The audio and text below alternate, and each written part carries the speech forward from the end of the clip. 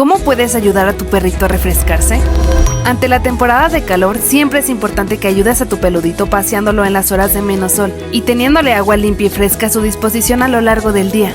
Otra idea para refrescarlo y consentirlo es preparándole paletas o hielitos naturales aptos para su consumo.